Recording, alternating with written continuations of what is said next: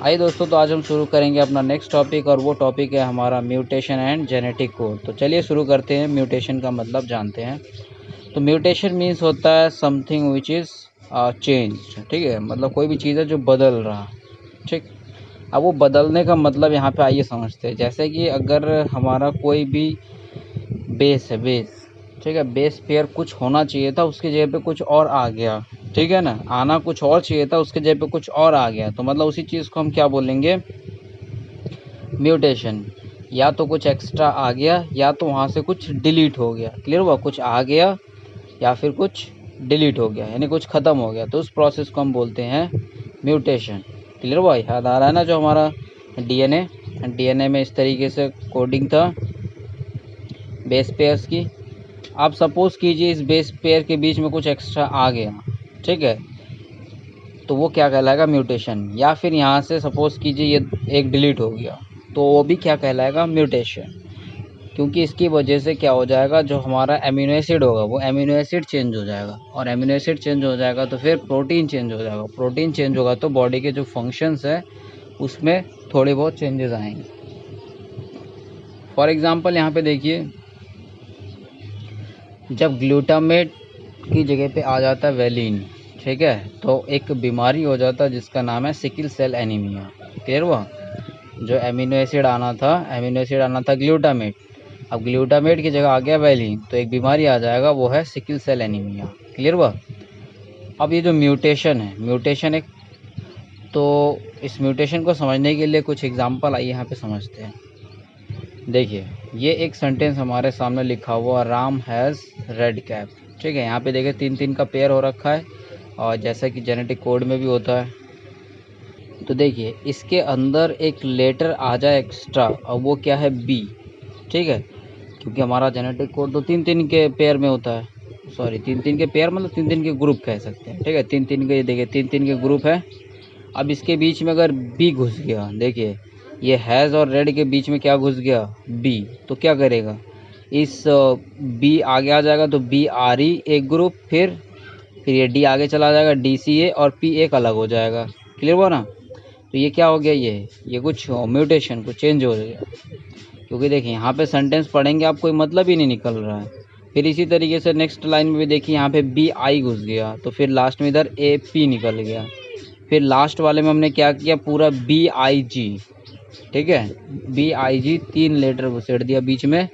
तो इससे क्या आ गया? हमारा जो सेंटेंस बन गया finally, Ram has big red cap. तो देखिए ऊपर केवल था राम हैज़ रेड कैप, ठीक है, अब यहाँ पे क्या आ गया? बिग। एक एक्स्ट्रा जो ग्रुप आ गया वो आ गया बिग। तो देखिए पूरा मतलब ही चेंज हो गया, यानी कि इस तरीके से जो हमारा अब प्रोटीन बनेगा वो भी डिफरेंट प्रोटीन बनेगा। क्लियर हुआ? तो यहाँ पे कुछ ऐड हुआ है। अब यहाँ नीचे देखिए हम एक एक करके डिलीट कर रहे हैं, ठीक है ना।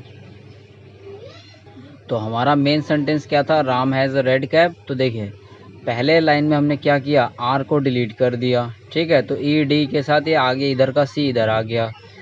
फिर उसके बाद आर ई डिलीट किया, तो उसके बाद डी सी ए आ गया, पी अलग हो गया। फिर फाइनली लास्ट वाले में हमने क्या किया? आर ई डी पूरा गायब कर दिया, तो हमारे पास सिर्फ क्या आ गया? Ram has cap. अब वो कौन सा कलर है हमें नहीं पता है, तो यानी कि यहाँ पे भी मीनिंग चेंज हो गया। तो यहाँ पे देखिए जो हमारे बेस पेयर है वो क्या हो रहा है? वो डिलीट हो रहा है। क्लियर हुआ? क्या हो रहा है? डिलीट हो रहा है। तो इस तरीके से एडिशन और डिलीशन के बेस पे नाम देते हैं। एक तो नाम है आपका फ्रेम शिफ्ट इंसर्शन और डिलीशन म्यूटेशन, यानी जहाँ पे ऐड होगा तो वो फ्रेम शिफ्ट, ठीक है, इंसर्शन मतलब उसको हम एडिशन भी बोल सकते हैं, डिलीशन मतलब वहाँ से गायब हो जाना। क्लियर हुआ? फिर उसके बाद देखिए आता है हमारा नेक्स्ट टॉपिक टीआरएनए। तो देखिए टीआरएनए का स्ट्रक्चर हम समझते हैं। ये देखिए आपके सामने है टीआरएनए का स्ट्रक्चर, ठीक है, इसको आइए थोड़ा आराम से समझते हैं। तो देखिए ये है आपका टीआरएनए, ये रहा ऊपर वाला एंड। यहाँ पे ये देखिए ये आपका एमिनो एसिड लगा हुआ है, यहाँ पे एमिनो एसिड लगा हुआ है, ठीक है। हर एक टीआरएनए के साथ ये एमिनो एसिड लगा हुआ होता है। अब कौन सा एमिनो एसिड आएगा उसके लिए डिसाइड ये होता है कि नीचे जो यहाँ पे इसका कोडॉन है ये क्या है, ठीक है, कौन कौन सा है। तो देखिए इस वाले लूप को बोलते हैं एंटीकोडॉन। क्या बोलेंगे? इधर नीचे वाले एंड को बोलते हैं एंटीकोडॉन और ऊपर वाले एंड को बोलते हैं एमिनो एसिड एक्सेप्टर एंड। तो देखिए ये एमिनो एसिड एक्सेप्टर और ये हो गया एंटीकोडॉन। नीचे वाला क्या है? एंटीकोडॉन। यानी कि ये जो नीचे वाला लाइन आपको दिख रहा होगा ये वाला, ये क्या है? ये mRNA की लाइन है, ठीक है। mRNA के ऊपर कोडिंग है। तो mRNA जो कि हमारा बन के आ गया, अब उस mRNA के बेस पे यानी कि उसी के अकॉर्डिंग जो tRNA आएगा। जैसे देखिए यहाँ पे अभी क्या AGU है। अब AGU के अकॉर्डिंग आएगा tRNA। क्लियर हुआ? ये पूरा क्या है? ये tRNA का स्ट्रक्चर है। तो इस mRNA के कोडिंग के हिसाब से आएगा tRNA। क्लियर हुआ? तो देखिए स्टार्टिंग कोडॉन AGU, तो AGU के अकॉर्डिंग क्या आएगा? ए का कॉम्प्लीमेंट्री क्या है? U, G का C और U का A, ठीक है। अब जैसे अगर ये कोडॉन है, इसका मतलब ये वाला tRNA आएगा। अब ये वाला tRNA अगर आएगा तो ऑटोमेटिकली इसी के साथ ये वाला एमिनो एसिड आ जाएगा। क्लियर हुआ? सेम उसी तरीके से इधर देखिए, और यहाँ पे हम 3 का ग्रुप लेते हैं। तो इस जो एंटीकोडॉन एंड में यहाँ पे भी 3 ही होता है, ठीक है ना। बेस पे जो है वो 3 ही होता है, जो बेस है। क्लियर हुआ? तो देखिए अब यहाँ पे अगेन देखिए UAC, ठीक है। बीच में और भी कुछ होगा, तो एक स्टार्टिंग का और एक लास्ट का। तो देखिए UAC, U के अकॉर्डिंग A के अकॉर्डिंग U और C के अकॉर्डिंग G। तो ऑटोमेटिक अगर ये कोडॉन होगा तो इसके साथ साथ ये वाला एमिनो एसिड आ जाएगा। क्लियर हुआ? अब देखिए अब जो भी कोडॉन है कौन सा एमिनो एसिड आएगा, इसके लिए हमने पहले ही चार्ट देख रखा है कि कौन से कोडॉन के अकॉर्डिंग कौन सा आएगा। तो इसका जो डिस्कशन हमने यहाँ पे कर रखा था, है ना। तो देखिए ये वही कोडॉन है जो mRNA के ऊपर कोडिंग है, ठीक है। mRNA के ऊपर हम 3 का बंच ले लेंगे। अब 3 के अकॉर्डिंग जो भी हमारे सामने आएगा उसके हिसाब से देखिए ये सारे क्या है? Amino acid. अब यहाँ शॉर्ट फॉर्म में लिखा हुआ है, इसका फुल फॉर्म इससे पहले वाले वीडियो में हमने डिस्कस कर लिया था। क्लियर हुआ? तो देखिए अब यही सेम प्रोसेस यहाँ पे अलाउ होगा। अब ऑटोमेटिकली जो हमारा mRNA है, mRNA के अकॉर्डिंग tRNA आ जाएगा। अब tRNA आएगा तो tRNA के साथ चिपकता हुआ ये एमिनो एसिड आ जाएगा। क्लियर हुआ? अब जो बाकी किस तरीके से एमिनो एसिड जुड़ता है, इस चीज़ को हम ट्रांसलेशन वाले प्रोसीजर में देखेंगे, ठीक है।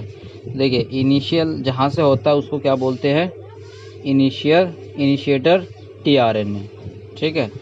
और जो हमारा एंडिंग होता है स्टॉप कोडॉन, तो स्टॉप कोडॉन के लिए कोई भी tRNA नहीं होता है, ठीक है। स्टॉप कोडॉन जैसे आता है कोई भी tRNA नहीं आता, तो ऑटोमेटिकली वो प्रोसेस बंद हो जाता है। क्लियर हुआ? इनिशियल यानी इनिशियल करने के लिए वो जो कोडॉन हमारे पास tRNA तो होता है, लेकिन स्टॉप करने के लिए नहीं होता। जैसे स्टॉप वाला कोडॉन, और वो कोडॉन कौन सा है वो हमने देखा था ऊपर। क्लियर है ना? ठीक है। देखिए स्टार्ट करने के लिए हमेशा सबसे पहले कौन सा कोडॉन आएगा? AUG, ठीक है। कोई भी mRNA है स्टार्ट कहाँ से होगा? AUG से होगा। अब AUG के साथ कौन सा एमिनो एसिड लगा रहता है? तो देखिए AUG के साथ क्या है? ये रहा, ठीक है, मिथ्योनिन। क्लियर हुआ? अब देखिए स्टॉप के लिए अगर कोई भी mRNA के ऊपर ये वाला कोडिंग आ गया, कौन सा? UAA, UAG और UGA, तो ऑटोमेटिकली एमिनो एसिड ब्रेक हो जाएगा और प्रोसेस रुक जाएगा। देख लिया आपने tRNA का स्ट्रक्चर।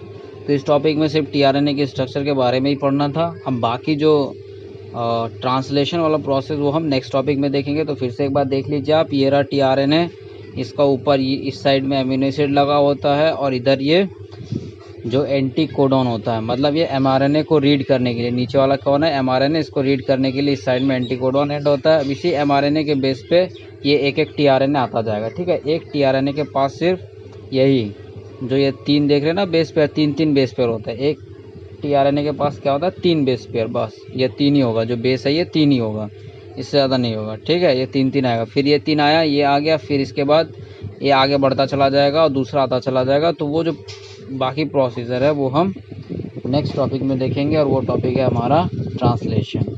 ठीक है, तब तक के लिए पढ़ते रहिए, बढ़ते रहिए। जय हिंद। और अच्छा लगे तो हमें भी सपोर्ट करके आगे बढ़ाइए।